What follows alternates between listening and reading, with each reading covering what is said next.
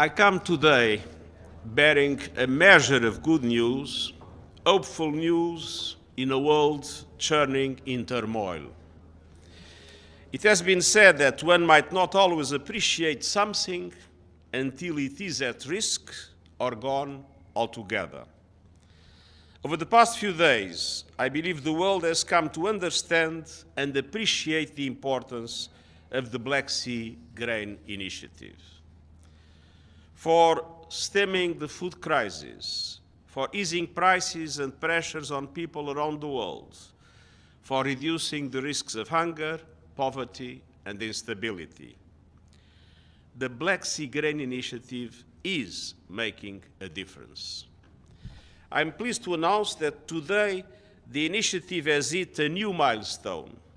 As of today, 10 million metric tons of grain and other foodstuffs have been shipped through the Black Sea corridor. It has taken just 3 months to reach this milestone.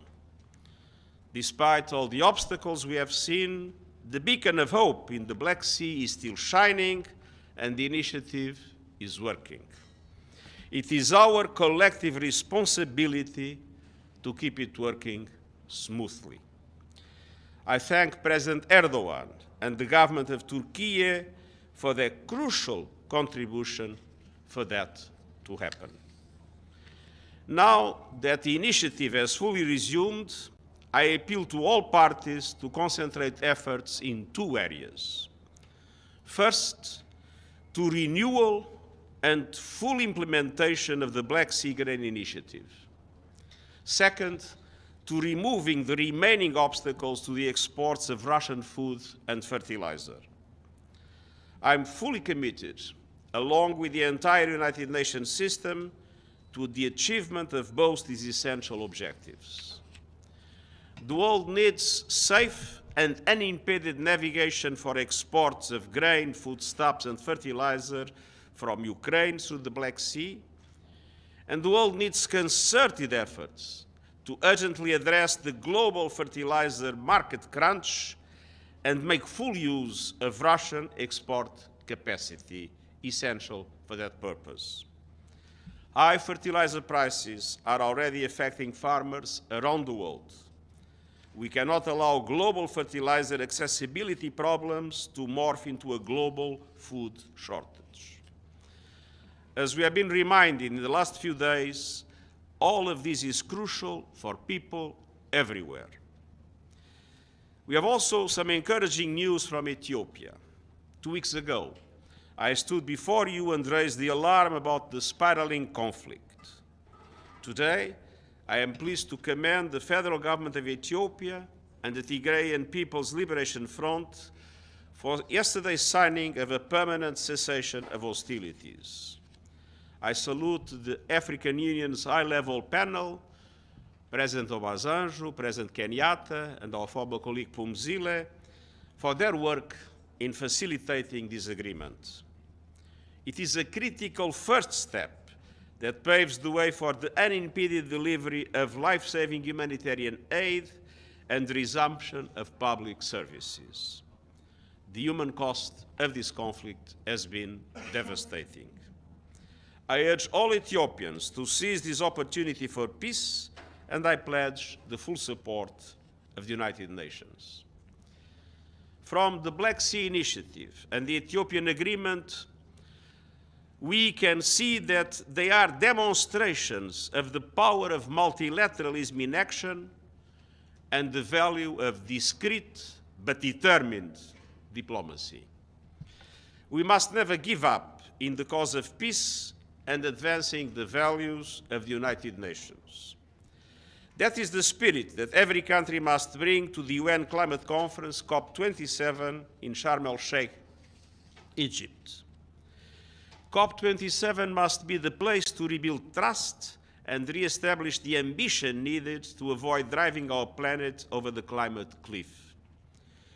In the last few weeks, report after report has painted a clear and bleak picture. Emissions are still growing at record levels. Instead of going down 45% by 2030, as scientists tell us must happen, greenhouse gas emissions are now on course to rise by 10%. And meanwhile, temperatures are on course to rise by as much as 2.8 degrees with the present policies in place by the end of the century. And that means our planet is on course for reaching tipping points that will make climate chaos irreversible and forever bake in catastrophic temperature rise. We need to move from tipping points to turning points for hope. And that means urgently increasing ambition and trust, especially between North and South. Specifically, it's time for an historic pact between the developed and the emerging economies. A pact in which developed countries deliver at the commitment made in Paris and make an additional effort to reduce emissions in line with 1.5 degree goal. And a pact in which wealthier countries provide financial and technical assistance, along with support from multilateral development banks and technology companies, to help emerging economies speed their renewable energy transition, as it is also necessary for us all. COP27 must be the place to close the ambition gap, the credibility gap, and the solidarity gap. It must put us back on track to cutting emissions, boosting climate resilience and adaptation, keeping the promise on climate finance, and addressing loss and damage from climate change. Getting concrete results on loss and damage is the litmus test of the commitment of governments to help close all these gaps. I traveled to Pakistan and witnessed 1/3 of the country underwater with lost lives, lost crops, lost hope. There is no way anyone can argue that there is no loss and no damage. The world must come together to support developing countries and vulnerable communities. And at COP27, I look forward to launching an initiative to ensure every person on Earth is protected by an early warning system within 5 years.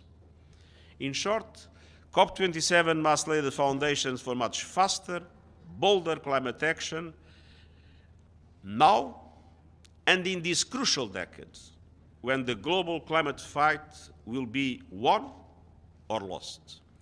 We need all nations and all people on board in these make or break next years, starting at COP27 in Sharm el-Sheikh.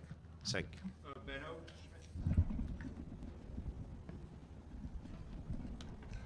Thank you so much. Benno Schwengheimer, the German press agency. I have one follow-up about the grain deal. How optimistic are you now that it can be extended over the deadline in November? And then one question about climate change. You talked about the 1.5 degree goal, and experts now say this door is basically shut. Increasingly they say that. Are you prepared to announce that humanity failed Paris and that we need a new goal, for example, 2 degrees?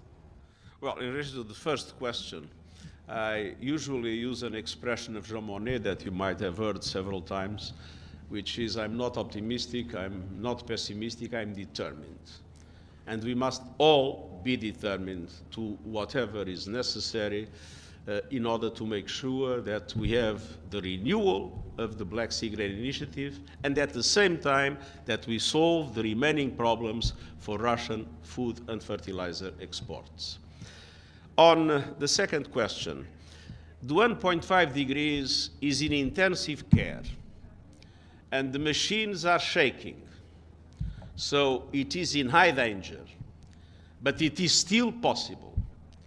And my objective in Egypt is to make sure that we gather enough political will to make this possibility really moving forward, to make the machines work, and to make sure that we progressively move from life-saving to normal perspectives, the 1.5 goal. But it is indeed in high danger, and we are getting close to moments where tipping points might, at a certain moment, make it irreversibly impossible to achieve. Let's avoid it at all costs. James, please. Secretary General, you have reacted to some positive diplomatic developments on Ethiopia and on the grain deal, which is one aspect of Ukraine. You're now going to COP, as you've said, and then you're going to the G20. At the G20, you'll be there, Turkey will be there, Ukraine will be there, Russia will be there, and the US will be there. What are the chances of any meaningful discussions on the wider issues of the war? Well, many things will happen before the G20.